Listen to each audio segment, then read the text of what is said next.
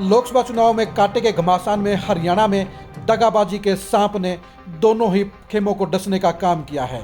दोनों ही पार्टियों के प्रत्याशी अपने ही साथ चल रहे नेताओं को लेकर शंकित हैं और उन्हें इस बात का एहसास हो रहा है कि उनके साथ दगाबाजी हो रही है, उनके साथ भीतरघात हो रहा है और इसके चलते उनकी चुनावी संभावनाएं बिगड़ सकती हैं।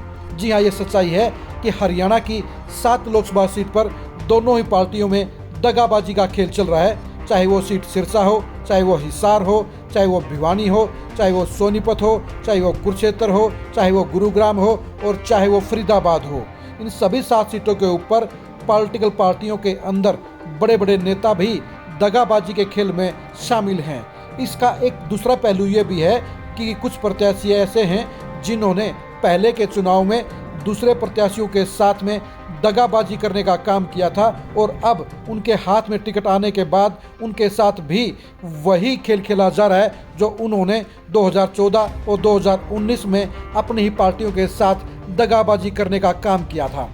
बीजेपी के साथ समस्या ज़्यादा गंभीर है क्योंकि मनोहर लाल खट्टर के रुतबे के बाद, मनोहर लाल खट्टर के एक तरफा शासन के बाद बीजेपी के काफ़ी नेताओं के अंदर घुटन हो रही है।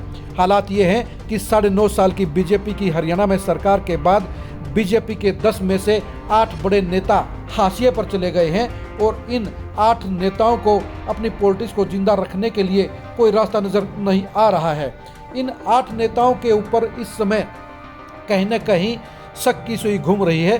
कहने को तो ये 8 नेता आज बड़े एक्टिव नजर आते हैं, चुनाव प्रचार करते हुए नजर आए, जनसभाएं करते हुए नजर आए, वोट मांगते हुए नजर आए, लेकिन उनके इलाकों में जब गहराई से पड़ताल की गई तो साफ तौर पर जाहिर हुआ कि इस बार इन 8 नेताओं ने उस ताकत के साथ चुनाव प्रचार में भागीदारी नहीं की जो आमतौर पर किया करते थे। यही वजह है कि मनोहर लाल खट्टर के शागिर्दों में शामिल नेता भी इस चुनाव में दगाबाजी करने का काम कर रहे हैं। व्यक्तिगत स्वार्थों के चक्कर में फंसकर बीजेपी के लगभग 1.5 दर्जन नेताओं ने अपने ही पार्टी के प्रत्याशियों की पीठ में छुरा घोंपने का काम किया है। यही वजह है कि बीजेपी के प्रत्याशियों को सिरसा सीट पर बड़ी परेशानी हुई, हिसार के प्रत्याशी को भी बड़ी चुनौतियों का सामना करना पड़ा, गुरुग्राम के अंदर राव इंद्रजीत सिंह को अकेला ही लोहा लेना पड़ रहा है, फरीदाबाद सीट के ऊपर भी केपी गुर्जर को पार्टी के अंदर ही नेताओं के विरोध का सामना करना पड़ रहा है, सोनीपत के अंदर भी यही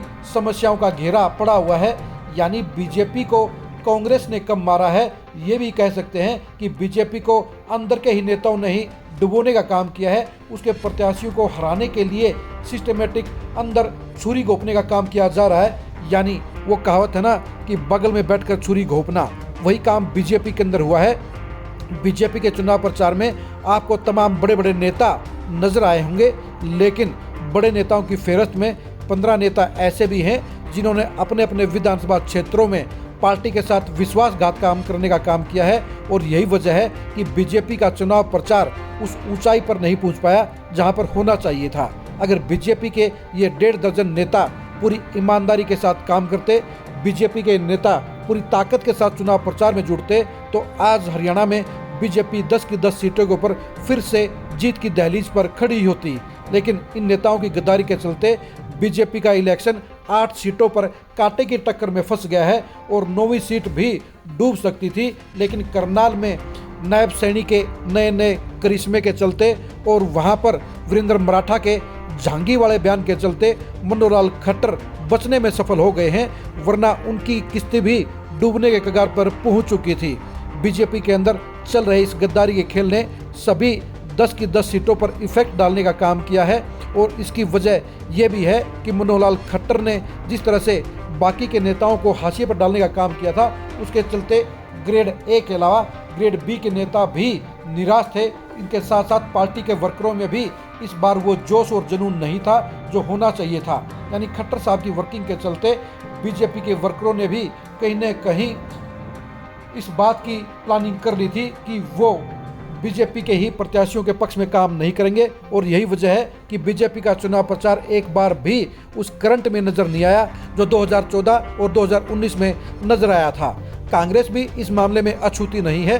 बेशक से कुमारी शैलजा के प्रभाव के चलते सिरसा पार्लियामेंट में कोई दगाबाजी नहीं हुई है, बेशक रोहतक पार्लियामेंट में किसी की औकात दगाबाजी की नहीं थी, लेकिन बाकी के 8 पार्लियामेंट क्षेत्रों के अंदर कहीं न कहीं कांग्रेस के अंदर भी भीतरघात हो रहा है। चाहे वो हिसार है, चाहे वो भिवानी है, चाहे वो सोनीपत है, चाहे वो फरीदाबाद है, हर एक जगह कांग्रेस के ही बड़े नेताओं ने ही पार्टी के प्रत्याशियों के साथ में खेल खेलने का काम किया है।